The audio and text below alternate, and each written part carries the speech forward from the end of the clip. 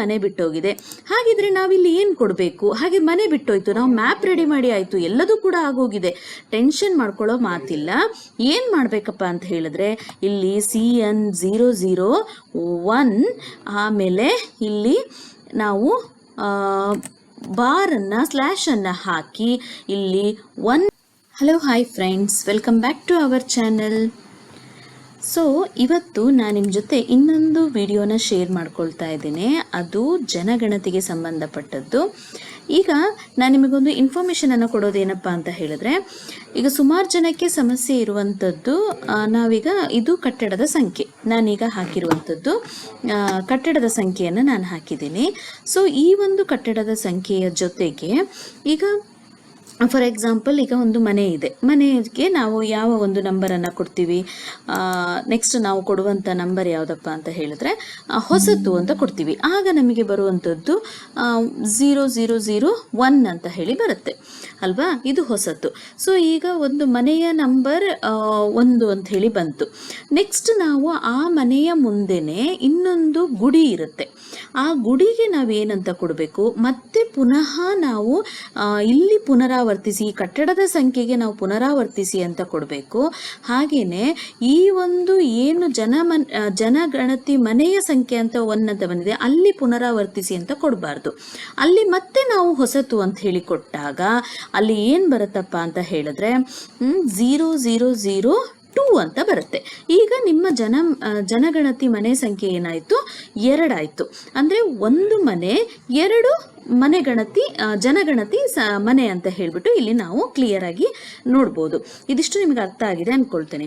ಇನ್ನೊಂದು ವಿಚಾರ ಏನಪ್ಪ ಅಂತ ಹೇಳಿದ್ರೆ, ಈಗ ಫಾರ್ ಎಕ್ಸಾಂಪಲ್ ಇದೊಂದು CN001 ಅಂತ ಹೇಳಿ ಒಂದು ಕಟ್ಟಡ ಇದೆ, ಆಯಿತಾ? ಈಗ ನೆಕ್ಸ್ಟ್ ಕಟ್ಟಡ ಯಾವುದಪ್ಪ ಅಂತ ಹೇಳಿದ್ರೆ CN002 ಅಂತ ಇದೆ, ಆಯಿತಾ? 2 ಅಂತ ಹೇಳಿ ಈಗ ನಾವು ಎರಡು ಮನೆಗಳ ನಂಬರನ್ನು ನಾವು ಕೊಟ್ಟಾಗಿದೆ.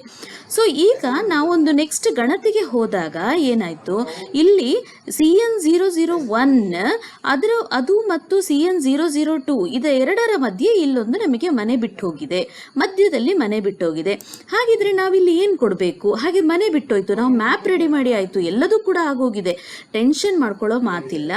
ಏನು ಮಾಡಬೇಕಪ್ಪ ಅಂತ ಹೇಳಿದ್ರೆ ಇಲ್ಲಿ CN001 ಆಮೇಲೆ ಇಲ್ಲಿ ನಾವು ಬಾರನ್ನು ಸ್ಲ್ಯಾಶನ್ನು ಹಾಕಿ ಇಲ್ಲಿ 1 ಅಂತ ಹೇಳಿ ಕೊಡಬೇಕು. ಇದೀಗ ನಿಮಗೆ ಅರ್ಥ ಆಗಿದೆ ಅಂದ್ಕೊಳ್ತೀನಿ. ಸೊ ಇಲ್ಲಿ CN001 ಮತ್ತು CN002 ಆಲ್ರೆಡಿ ನಾವು ಕೊಟ್ಕೊಂಡು ಬಂದಿದ್ದೀವಿ. ಈಗ ನೆಕ್ಸ್ಟ್ ಗಣತಿಗೆ ನಾವು ಹೋಗುವಾಗ ಮ್ಯಾಪ್ ಕೂಡ ನಾವು ರಚನೆ ಮಾಡಾಗಿದೆ. ನೆಕ್ಸ್ಟ್ ಗಣತಿಗೆ ಹೋಗುವಾಗ ನಮಗಿಲ್ಲಿ ಒಂದು ಮನೆ ಬಿಟ್ಟು ಹೋಗಿದೆ ಅಂದರೆ ಫ್ರೆಂಡ್ಸ್ ನೋಡಿ ಈ ರೀತಿಯಾಗಿ ಕೊಡಬೇಕು.